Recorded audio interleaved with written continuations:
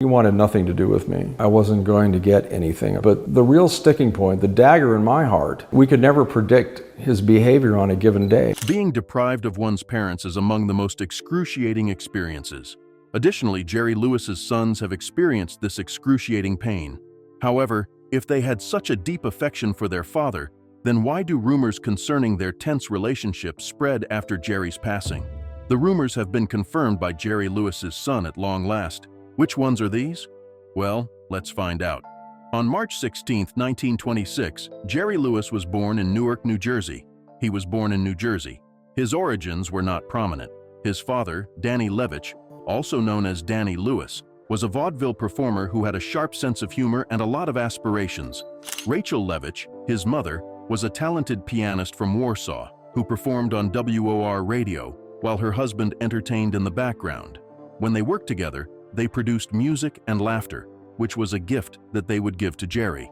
As a child, Jerry was exposed to both happiness and adversity, which was shaped by the tales of perseverance and aspiration that his family shared. Joseph was reportedly his grandfather's name, according to some people. He was known as Jerome in official circles. After some time had passed, he would shrug off the confusion by saying that names don't really matter when you're trying to make different people laugh. The hospital where he was born was also a source of contention within the community, making a veiled reference to the mysteries that would follow him. Whenever Jerry was a teenager, he was always engaged in some kind of activity. It is common for them to steal pies or sneak into kitchens in order to get fried chicken. Even though comedy turned out to be his safe haven, mischief was his first love. School, on the other hand, was not his thing, due to the fact that his aspirations did not fit neatly within the confines of the school walls. He was expelled from Wequahic High School when he was in the 9th grade, and from Irvington High School when he was in the 10th grade. When he was only 15 years old, he started putting together a straightforward act that involved playing music on a phonograph. While doing so, he lip-synced while simultaneously displaying exaggerated facial expressions. His beginnings were difficult, and he was turned off by a performance at a burlesque house in Buffalo, which was discouraging. In an effort to make ends meet, he worked at any job he could find. Just so you can stay close to the stage, you are a soda jerk and a theater usher. On the other hand, life has a way of directing people to the places they should be at certain times. Max Coleman, a comedian who was familiar with Jerry's father, inspired Jerry to pursue his passion and encourage him to do so. Irving Kay, a well-known comedian from the Borscht Belt, was present at Brown's Hotel on a particular evening and witnessed Jerry's performance. Kay made the decision to assist the young comedian because the audience adored him. All of a sudden, the sensation of success and laughter became a reality. When the Second World War broke out, Lewis was eager to serve his country, but a murmur in his heart prevented him from doing so. It was not something that he enjoyed doing, but he was not going to let that stop him. Rather than that, he concentrated on making other people happy. In 1945, when he was only 19 years old, he went to meet Dean Martin, an older singer who was charming and had a silky voice. Dean was 27 years old, and they began to connect almost immediately. Martin, who was the more reserved of the two, and Lewis, who was the more enthusiastic performer, came together to form a team and make their debut in Atlantic City. Their performance was lively, and it was full of impromptu moments that delighted the audience. Their popularity skyrocketed to new heights. After making their debut in the nightclub scene, they went on to dominate the radio station airwaves with their show, The Martin and Lewis Show. They were featured on Toast of the Town beginning in the year 1948. The Ed Sullivan Show follows after that. They were invited to participate in the Colgate Comedy Hour by NBC in the year 1950. Even though Lewis possessed a creative mind, he brought in talented writers such as Norman Lear and Ed Simmons in order to maintain the integrity and excitement of the comedy. By 1951, they had completely taken over the Paramount Theater in New York City, and not long after that, they started receiving offers to star in films. Their fame was increased by the fact that they appeared in films such as My Friend Irma, At War with the Army, and The Stooge, among others. They were even portrayed by DC Comics in The Adventures of Dean Martin and Jerry Lewis, which is a real treat for people who are fans of comic books. They were seen on a wide variety of shows including What's My Line, the Academy Awards, and a great number of others. Despite this, tensions were rising behind the scenes. An increasing distance began to develop between them as a result of the fame hectic schedules, and high expectations. A magazine cover that featured Martin in 1954 gave the impression that their friendship was beginning to deteriorate. In July of 1956, they gave their final performance together at the Copacabana on the beach. They went their separate ways without bothering to look back, and they never discussed their breakup in public. Over the course of many years, they pursued their respective paths, rarely coming into contact with one another. Jerry's show would feature an appearance by Dean, or the two of them would spend a few moments together at award shows. It was almost as if fate endeavored to reunite them, as if they were two stars that were destined to orbit each other without coming into contact with each other. In spite of the fact that their laughter brought happiness to millions of people, the two men's side of the story was filled with a mixture of happiness and sadness. In 1956, when Jerry Lewis's time with Dean Martin came to an end, he experienced feelings of disorientation and uncertainty regarding his next steps. In the hopes of gaining some mental clarity, he made the decision to take a trip to Las Vegas with his wife, Patty. The bustle of the city, on the other hand, only served to make him feel more isolated. Later on, he opened up about how he was unable to even put one foot in front of the other. "When I was by myself, I felt like a stranger. During the time that Dean was absent, the fame and laughter were of little consequence. One of the most novel experiences for him was performing on stage by himself. After that, he received a call that he had not anticipated receiving. Jenny Garland's husband and manager, Sid Luft, was in desperate need of someone to fill in for him at the 11th hour. Due to Judy's illness, he was unable to perform, so he requested that Jerry assist him. Jerry had not given a solo performance since he was a child, so he was hesitant about doing so. There was apprehension associated with the idea of returning to the stage, but in spite of his anxiety, he gave his consent. Later that evening, he was the center of attention. He started things off with some jokes, which caused the audience to laugh out loud, and Judy watched what was going on from the sidelines. After that, he suddenly began singing without any prior warning. The song, "Rockabye Your Baby," features a Dixieland tune. It was a number that he recalled from his youth.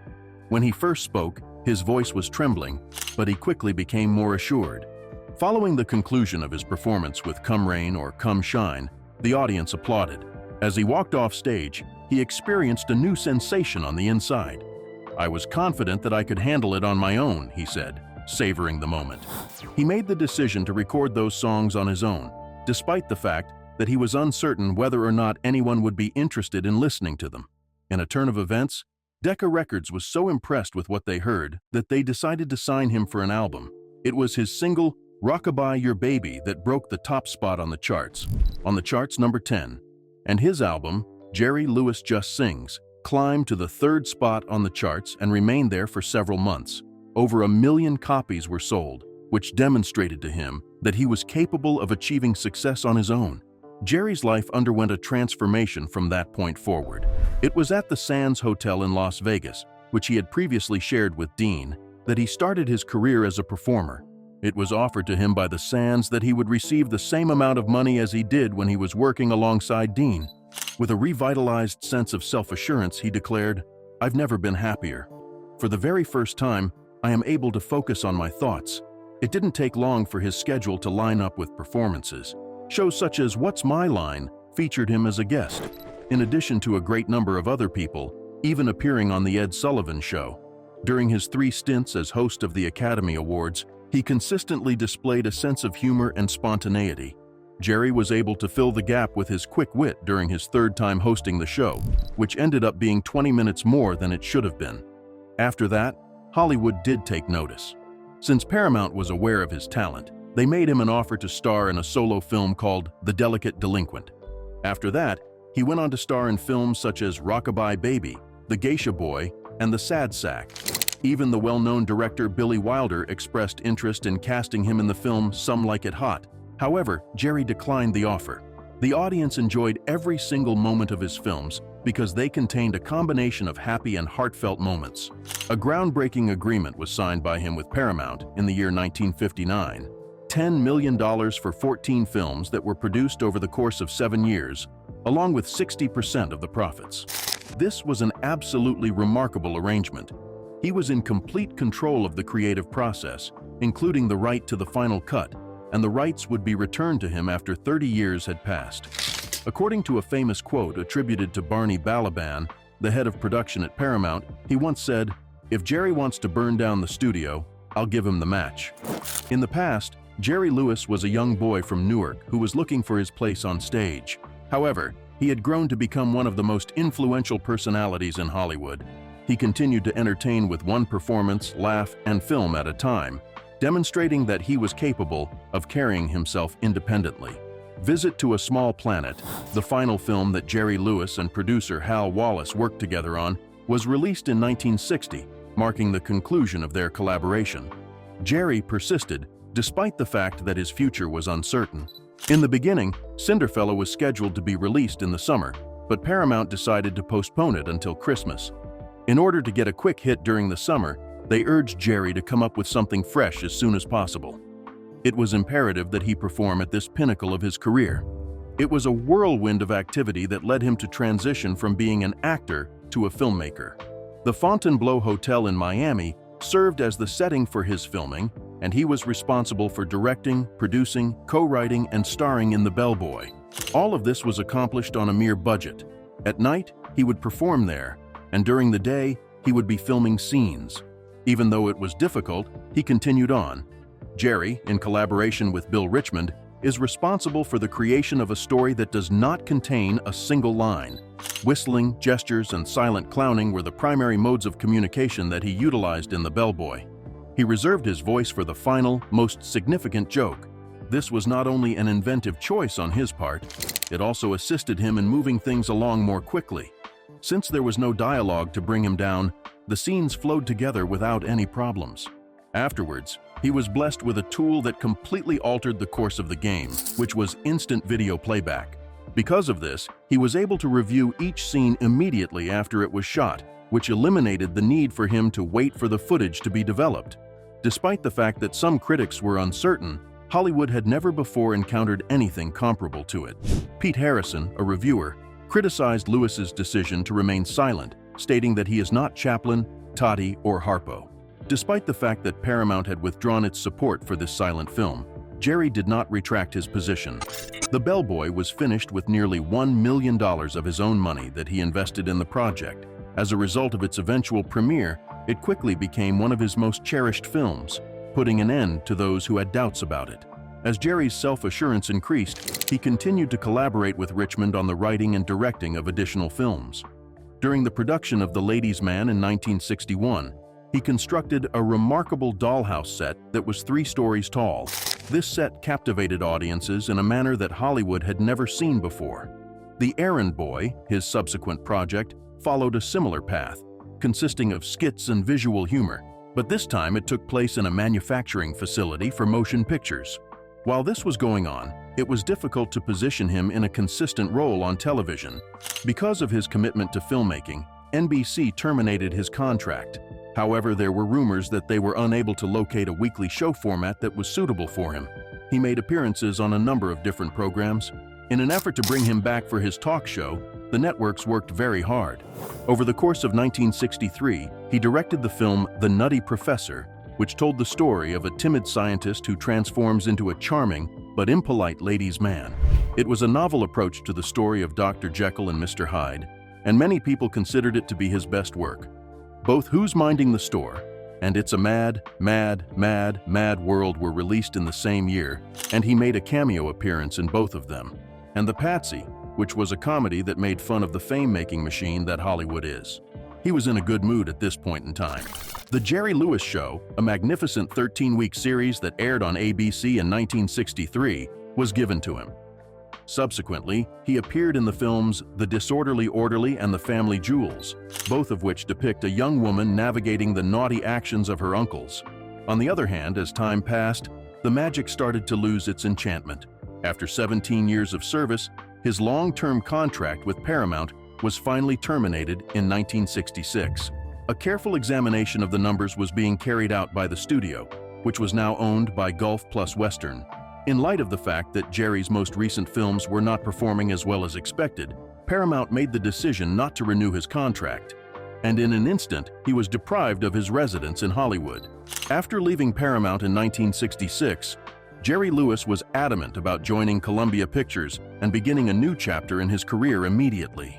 He was eager to find something that would help him advance his career, so he took on new roles. Several of the films in which he appeared, such as Three on a Couch, Way, Way Out, The Big Mouth, and Hook, Line, and Sinker, were successful in attracting large audiences. However, despite the fact that ticket sales were consistent, none of these films were able to recreate the magic that he had previously experienced. It seemed as though he was attempting to catch something that remained just out of his reach. Jerry's face continued to appear on television screens, even as the world around him was undergoing significant change. He was a guest on a number of television programs, including Batman, The Merv Griffin Show, and The Red Skelton Show. Beginning in 1967 and continuing through 1969, he attempted to bring back The Jerry Lewis Show as a variety show on NBC. On the other hand, it did not have the durability that he had hoped for. It appeared that there was a non-existent component that he was unable to fully comprehend. Despite the fact that One More Time, one of his directing projects, was supposed to be a humorous comedy, it was not successful in connecting with audiences. No one was able to hear the laughter. Jerry found himself venting his frustrations on his own after his time with Columbia came to an end. During World War II, he appeared in the comedy film Which Way to the Front, in which he played the role of a wealthy playboy who was attempting to enlist. Following the Army's refusal to accept him, he assembled a group of volunteers who were not a good fit for each other and charged into enemy lines. Another film that failed to resonate with viewers was unfortunately this one. It was distributed by Warner Brothers, but it was only shown to a small number of people and received little critical acclaim. Then there was The Day the Clown Cried, a movie that was completely different from anything else he had attempted. It was a serious drama that was intended to convey profound feelings in a gloomy setting, and it was set in a concentration camp run by the Nazis. The production, on the other hand, was plagued by problems, including financial struggles, issues with copyright, and other problems. Jerry's reluctance to discuss the movie afterward gave the impression that he was not proud of it. This intensely personal project was kept a secret, and it was never brought into the light of existence. It appeared that Jerry took a break from the big screen for a period of time after the release of The Day the Clown Cried. There were a few television shows that he appeared on, including Good Morning America, where he made guest appearances, and a few late-night appearances. The following year, in 1976, Frank Sinatra took the stage at his annual telethon, which took everyone by surprise. When he asked Jerry, "How about an old friend?" Dean Martin appeared from behind the curtains and said, "Dean Martin." As a result of their reunion, the audience was filled with joy, and they were transported back to simpler times, when they were just two friends having fun together. The following year, producer Alexander Cohen approached Jerry with an unexpected offer to revive Hellzapoppin' on Broadway. Jerry accepted the offer. Cohen was confident that Jerry would be able to resurrect the excitement that he had shared with audiences in the past, bringing back the lively humor that he had at one time been known for. All of the anticipation was enormous. Even more impressively, NBC has committed $1 million to live broadcasting the opening night. Early auditions, on the other hand, revealed significant problems. There were frequent disagreements between Jerry and his co-star, Lynn Redgrave, which eventually turned sour. Despite the fact that they hardly spoke to one another and refused to rehearse together, the cast was already under a great deal of stress due to the fact that the rehearsals were dominated by arguments and changes made at the 11th hour. NBC executives came to see the show for themselves in January of 1977, just a few weeks before it was scheduled to take the stage for the first time. The expressions on their faces as they exited the theater conveyed the entire narrative. Cohen came to the conclusion very quickly that he needed to take action. Both the Broadway run and the highly anticipated television special were postponed as a result of the cancellation of the show. The spokesperson for Cohen stated that recasting is simply recasting, and that is all there is to it. When this happened, it was the end of one of the last opportunities that Jerry had to share his charisma with the general public ever again. Within the confines of silence, it seemed as though the curtain had finally been drawn on a chapter that he had once dominated.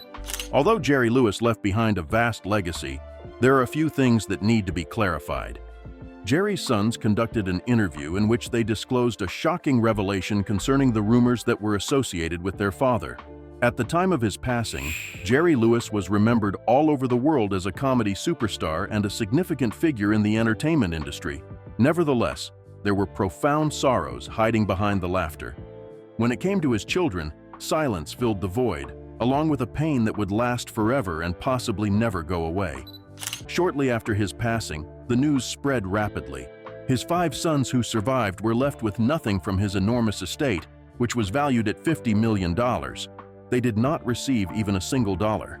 Anthony, who is the youngest son, courageously discussed the distance that exists between them in their relationship. He expressed his feelings by saying, "I knew I wouldn't get anything," and his voice was filled with emotion. It is the implications that this has for the grandchildren. The pain comes from that.